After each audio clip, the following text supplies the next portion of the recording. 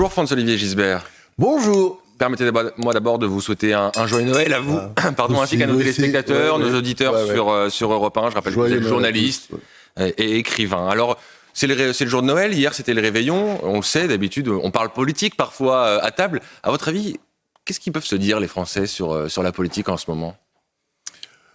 Écoutez, je suis pas sûr qu'ils disent ce qu'on entend, c'est-à-dire que j'entends dire ce gouvernement, c'est effrayant, c'est horrible.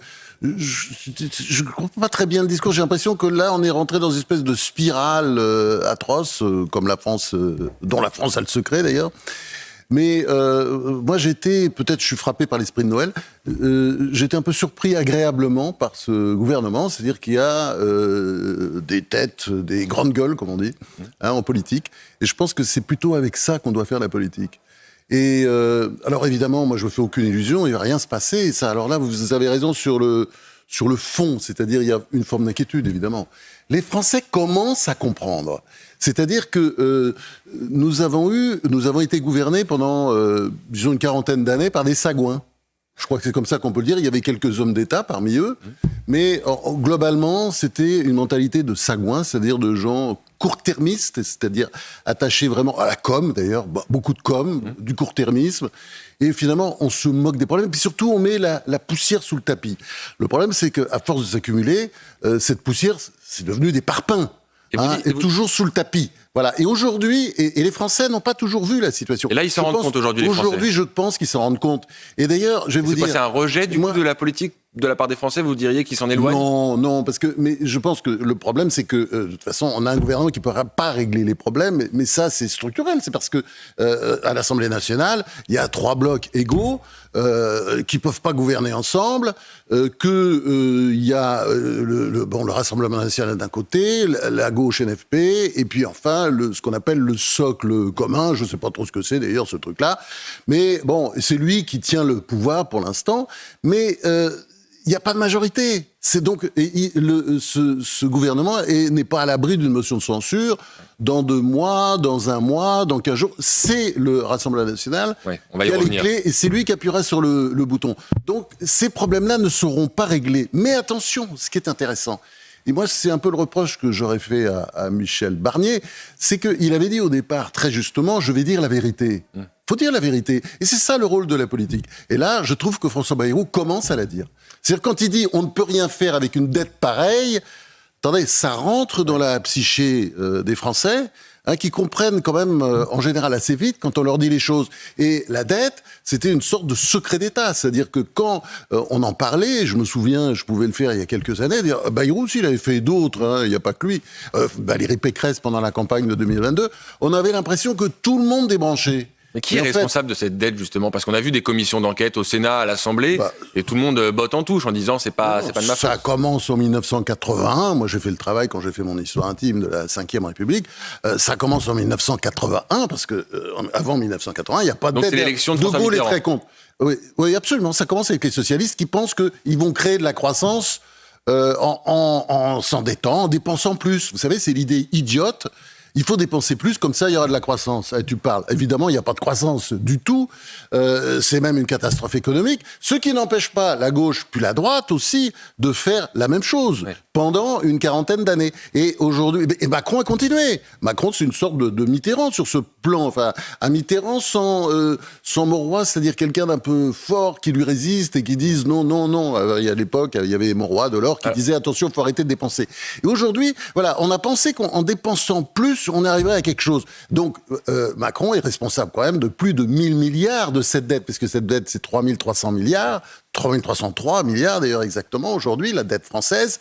Et là-dessus, il est responsable de plus de 1000 milliards. Et Emmanuel Macron, c'est quand même un sacré bilan, ça. Absolument. Et vous dites qu'il n'a pas de Pierre Mauroy. Personne qui lui dit non. Alors quand même, François Bayrou, visiblement, pour s'imposer à Matignon, s'est opposé à lui. Exactement. Comment vous avez perçu cette nomination un peu inédite quand même d'un Premier ministre qui s'est presque autodésigné ? Eh ben, aussi bizarre que ça puisse paraître, je pense que c'est une bonne chose pour Macron, parce que Macron, il n'a pas compris. Il n'a pas compris d'abord qu'il a perdu les législatives de 2022, et c'est pour ça qu'il y a eu ce problème après. Il aurait dû faire une espèce de contrat de gouvernement avec LR et avec certains socialistes pour essayer de tenir pendant la période 2022-2024. Ça ne marchait pas. Il y a eu cette énorme surprise pour lui, pas pour nous, enfin pas pour les spécialistes, mais du score du Rassemblement national aux élections européennes de juin 2024. Donc il a dissous l'Assemblée nationale dans une sorte de réaction, enfin...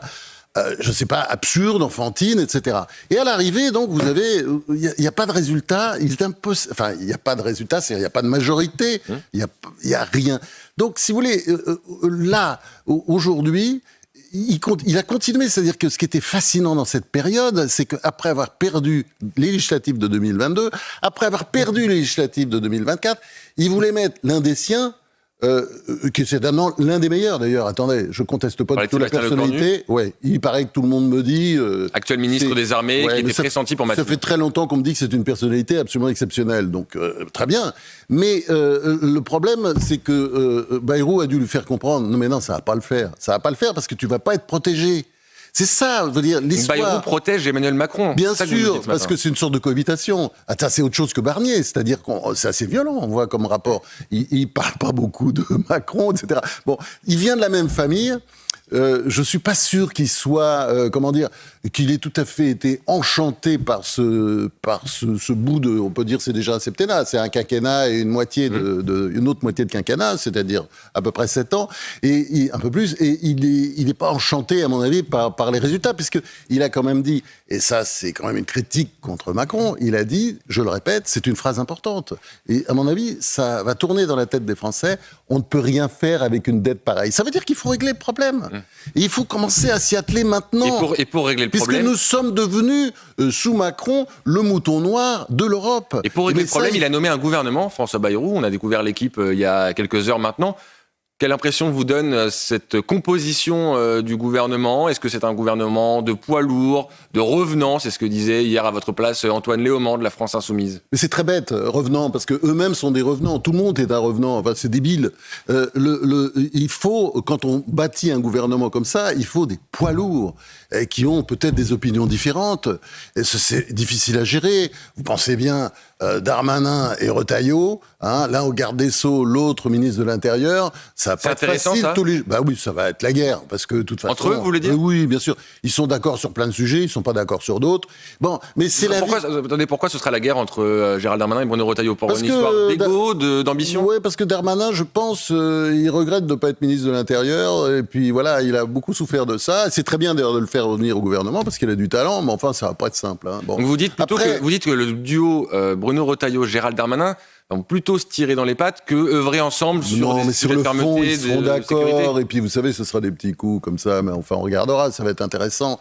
Mais enfin c'est très bien d'avoir gardé Retailleau, et puis c'est très bien peut-être d'avoir changé Migaud, parce que il y a un problème de justice, et puis vous verrez bien, d'ailleurs le pays, il est favorable à cet attelage. D'ailleurs ça faisait très longtemps qu'on n'avait pas eu un garde des Sceaux qui était au diapason de l'opinion des Français sur ces questions de justice. Non, mais attendez, c'est une bonne chose, je critiquais pas. Je dis simplement que gouverner, c'est savoir gérer les gens, manager des fortes personnalités. Ah, ça change des gouvernements Macron où on met en général des ectoplasmes, des morts-vivants, des personnalités qui à peine existantes. Et ça a été l'erreur d'ailleurs de Barnier, le Premier ministre précédent, de choisir dans son équipe beaucoup de bébés Macron qui ne sont pas vraiment... Il n'y avait pas que ça, il y avait des gens, il y avait l'extraordinaire Guillaume Casparian, qui a dit quand même quelques petites choses justes, notamment à propos de la fonction publique, qui était ministre de la fonction publique.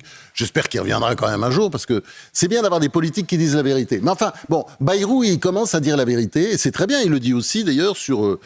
oui, il faut quand même réduire un peu les dépenses publiques dans ce pays. Nous sommes champions du monde des dépenses publiques. Enfin...